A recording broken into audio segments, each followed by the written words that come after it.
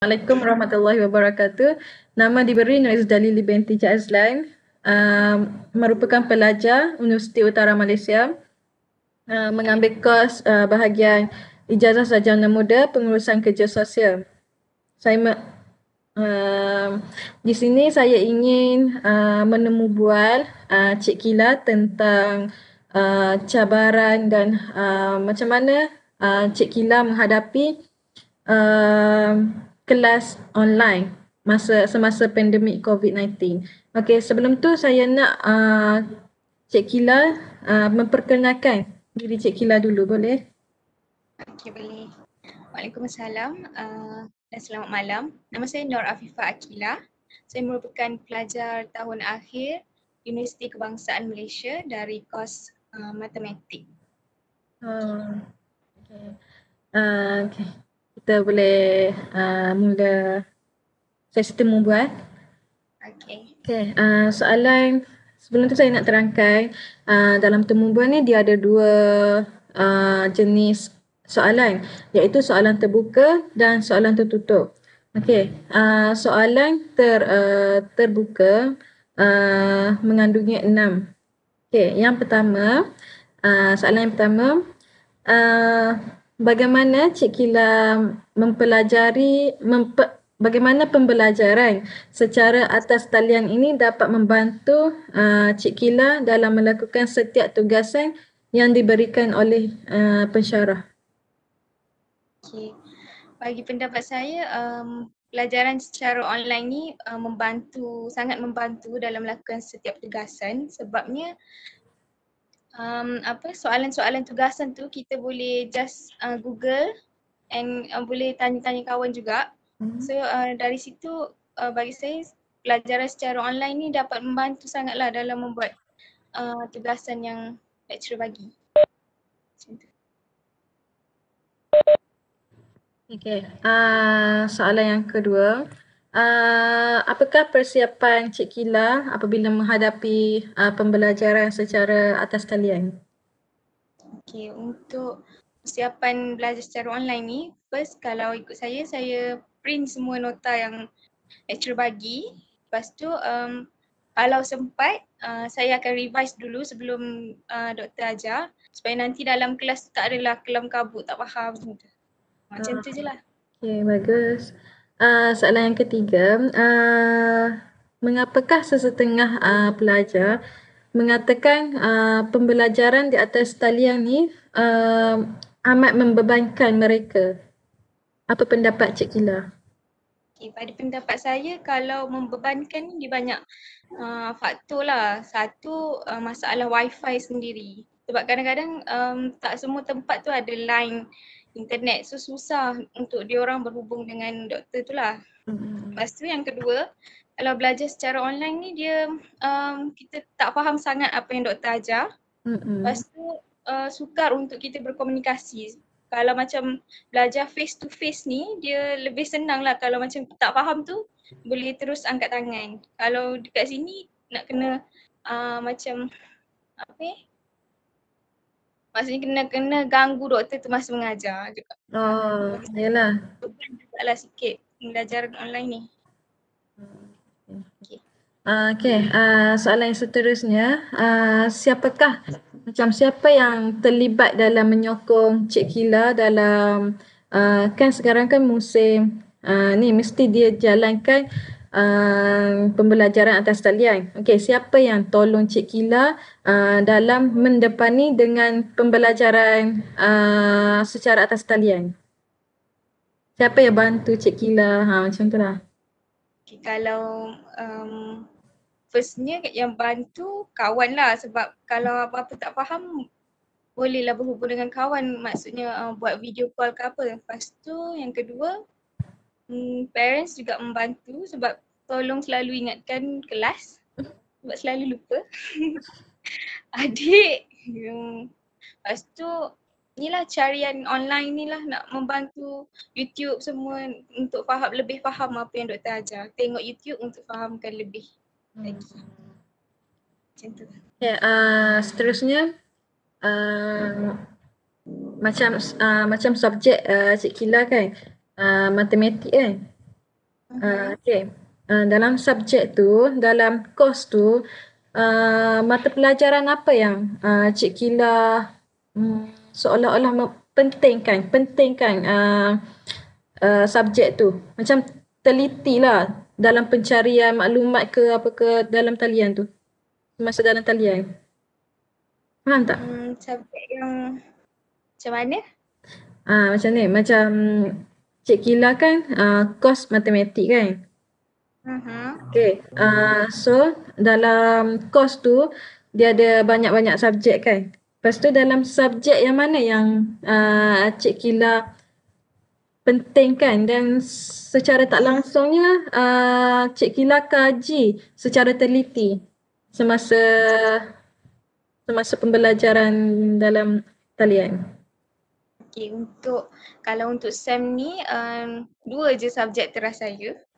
So apa tu, struktur aljabar dengan teori nombor. Tapi dalam tu yang saya penting lagi kan, yang saya pentingkan lagi teori nombor. Sebab macam dia sangat berkait dengan saya punya bidang matematik. Contohnya kalau macam teori nombor ni ada kriptografi. So benda tu bila kita kerja kita guna juga kriptografi tu. Bagi saya subjek teori nombor tu lah yang lebih penting. Maksudnya saya banyak belajar dalam subjek tu lah untuk. Oh, okay. Okay, soalan yang terakhir untuk soalan terbuka. Okay. Pada pendapat Cik Kila, mengapakah ramai pelajar mampu memperolehi keputusan akhir semester yang cemerlang apabila belajar secara atas talian? Okay. Belajar secara atas talian ni. Satu faktor dia boleh dapat keputusan cemerlang sebab belajar atas talian ni dia bila exam dia buat exam open book. So kita boleh cari mana-mana maklumat, boleh dapatkan banyak maklumat dari pelbagai cara ni. Lepas tu yang kedua, kita boleh juga sebelum, maksudnya macam mana yang tu je lah, yang open book tu lah, sebab kita bukan setakat boleh tengok nota tapi boleh cari dalam apa panggil, source lain lah selain daripada nota doktor tu je. Macam Okay, tu. kalau macam tu macam ada tak assignment macam pensyarah kita dia terapkan kepada coursework berbanding dengan exam. Ada tak macam dia lebihkan kepada assignment. Macam kadang-kadang ada tu satu subjek tu dia tak ada pun untuk exam. Ada. Hmm. Ada yang macam SEM lepas tak ada final pun tapi setiap minggu tu ada assignment je. Macam tu. Okay, seterusnya Lily akan mula dengan soalan tertutup pula Okay. Okay, soalan tertutup tu macam ni. Dia just jawab secara ringkas. Saya. Okay. Soalan pertama, adakah Cik Kila selesa dengan pembelajaran di dalam talian? Selesa tapi kadang-kadang tak selesa juga. Macam mana? Tengah-tengah lah. Ada selesa, ada tak selesa. Kalau dalam Lily bagi rate tu kan 1 sampai 5 tu Kila boleh bagi rate berapa? 7. Oh. Okay, soalan yang kedua. Adakah pembelajaran atas talian membebankan pelajar? Ni bagi rate juga. Dua je lah macam Kila jawab dua antara Tidak atau ya? Tak, tidak atau Ya. Okey, soalan yang ketiga, adakah pensyarah sering memberikan tugasan yang banyak apabila belajar secara atas talian? Ya. Okey, soalan keempat, adakah rakan-rakan sekelas memberi kerjasama yang baik semasa belajar atas talian? Ya. Soalan yang kelima, adakah Cik Kila bersetuju sekiranya pembelajaran secara atas talian dilanjutkan walaupun pandemik COVID-19 telah pun berakhir? Tidak. Uh, Mungkin sebab SEM akhir kan? Ha. Okay, soalan yang last, adakah rakan-rakan Cik Kila berasa tidak selesa dengan pembelajaran dalam talian? Ya.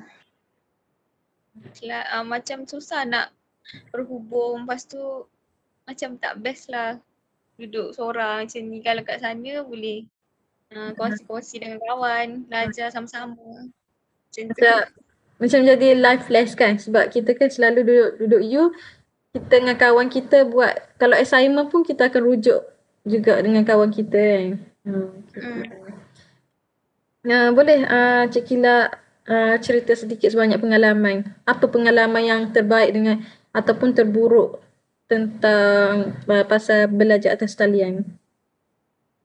Okay, kan apa ni, terburuk lah banyak sebabnya macam sekarang macam lecturer tu dah dia dah anggap semua student ni dah ada wifi semua laju, semua boleh access je. Bila kita kadang-kadang bila ada time hujan ke apa semua, susah nak dapat wifi tu. So bila submit kerja tu jadi lambat, so terus dapat kosong walaupun 1 saat je lambat. Oh, ya. Yeah. Kalau macam tu lah yang terburuk. Eh. Kalau yang apa yang gembira tu sebab kita boleh Google je lah. Tu pun belum tentu kan dapat jawapan ke tak. Kiranya macam kalau buat kelas atas talian tu, macam ada baiknya, ada buruknya jugalah kan. Ada pon icon. Sorry. Oh, advance juga. Okay, terima kasih Cik Kila. Okay. Sedih temu buat.